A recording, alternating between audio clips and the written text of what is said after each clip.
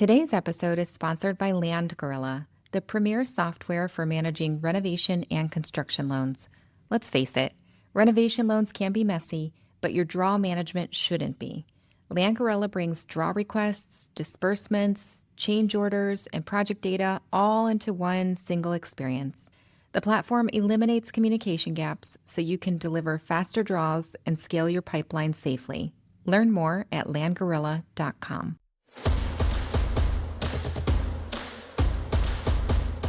When I first started originating loans, I looked at a pre-approval letter the same way most loan officers probably do. The borrower applied, I reviewed their information, I called the agent with an update, and I issued a pre-approval letter. Then I waited for the buyers to find a house. Pretty straightforward, right? Once I began originating renovation loans, it didn't take very many purchase transactions before I realized I had a problem. Purchase contracts arrived with important renovation language missing. Closing dates were unrealistically short. The financing type wasn't always correct because the agents were guessing at it. And one time, a buyer was shopping for homes that cost every penny they had been approved for, which left absolutely nothing available for renovations. Anytime a contract arrived that needed to be revised, I dreaded that call to the agent. If you've ever had to do that, you know exactly what I mean. The listing agent gets frustrated. The seller starts wondering if something is wrong with the buyer's financing. Everybody becomes nervous. And all because expectations weren't established before the offer was written. That's when I realized something. The problem wasn't the purchase agreement. I was the problem. I wasn't giving everybody the information that they needed before they started writing contracts. So I completely changed the way that I delivered my pre-approval letters. Instead of sending just the letter in an email, I started sending what I eventually came to think of as an opportunity to set the right expectations. And if you know me, you know this is a hill I am going to die on. The pre-approval letter was still there, of course, but it became just one piece of a much larger conversation. The first thing I started doing was copying the selling agent on every pre-approval email rather than relying on the borrower to deliver it to them. That one small change made a big difference. After all, the real estate agent is about to write one of the most important documents in the entire transaction. Why wouldn't I include them in the conversation? Then, instead of assuming everybody knew how a renovation loan worked, I simply explained it. For example, I reminded them that the buyer wasn't approved for a specific purchase price. They were approved for a combination of the purchase price and the renovation costs. That distinction is incredibly important. Otherwise, an agent may show homes priced right at the buyer's maximum approval amount. The buyer falls in love with the home, only to discover there's no room left in the budget to renovate it. That's a difficult conversation to have after emotions are already involved. It's much easier to prevent it from happening in the first place. Another thing I learned was to set expectations about the purchase contract itself. I recommended a 60-day closing, not because it was impossible to close sooner. In fact, you may have heard me mention before that my average closing time ran around 42 business days.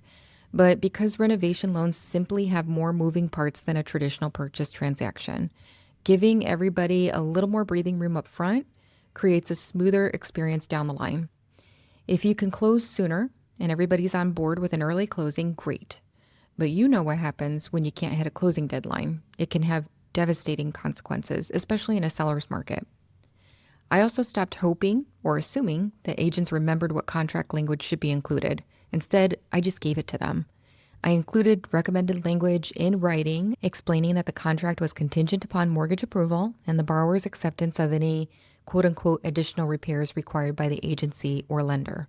That one paragraph prevented countless follow-up phone calls and contract amendments. I also made sure everybody understood the financing terms. I reminded them how much the buyer had to put down or planned to put down. I explained the maximum seller concessions allowed just in case they wanted to ask for those. And if there were any additional forms that needed to be executed, like an FHA real estate certification, I mentioned that as well.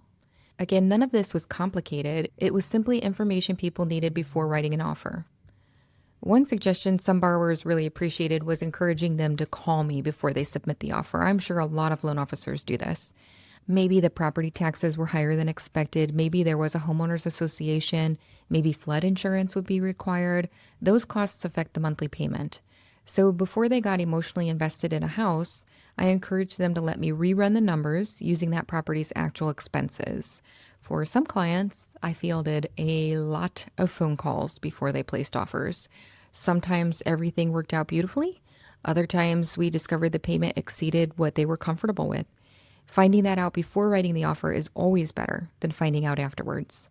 One more thing I started doing, and I can't recommend this enough, was personally calling the listing agent once a buyer decided to submit an offer. Not after the offer was accepted, but before. I'd introduce myself, let them know that I was the lender, reassure them that the buyer was well qualified, and spent just a couple of minutes explaining how renovation financing works. Why?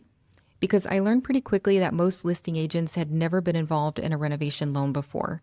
If all they saw was an unfamiliar financing type on the purchase agreement, there was a real chance that they'd tell their seller, this sounds complicated, or you might want to hold out for a better offer. I didn't want the financing to become the reason that my buyer lost the house, so I made the call.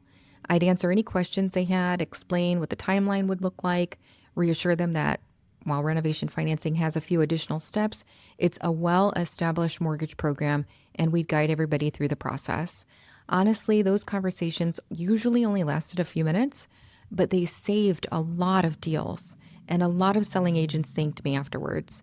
They also helped build relationships with the listing agents.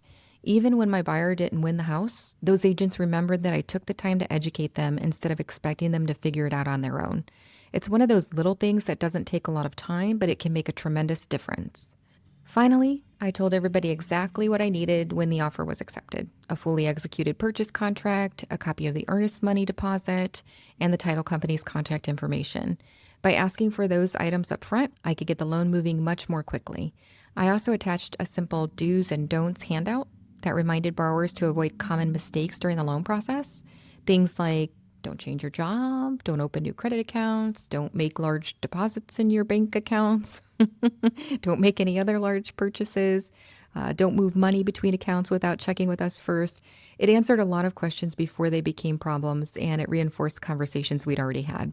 Looking back, I don't think my success came from having super strong pre-approval letters or well-written emails. It came from recognizing that a renovation loan involves a lot of people: buyers, selling agents, sellers, listing agents, title companies, and everybody performs better when everyone knows what to expect. My pre-approval email became less about approving someone for a loan and more about preparing everyone for a successful transaction. If there's one idea that I'd leave you with today, it's this. Don't think of your pre-approval letter as the end of the pre-approval process. Think of it as an opportunity to set the right expectations with the agents, because the questions that you answer today are often the problems you'll never have to solve for tomorrow. I'd like to invite a little bit of listener engagement. I'd love to hear from you. Have you developed your own secret sauce when it comes to renovation purchase transactions? Maybe you've created a process that helps your borrowers, your real estate agents, or processors avoid common pitfalls before they happen. If so, I'd love to hear about it. Some of the best ideas I've adopted over the years came from conversations with other mortgage professionals who were willing to share what worked for them. Send me your stories, questions, or future topic ideas to jennifer@therenogal.com, or you can leave me a message at 844-RENO-GAL and follow the prompts. Thank you for spending a part of your day with me. This is Renovate Ed for Lenders.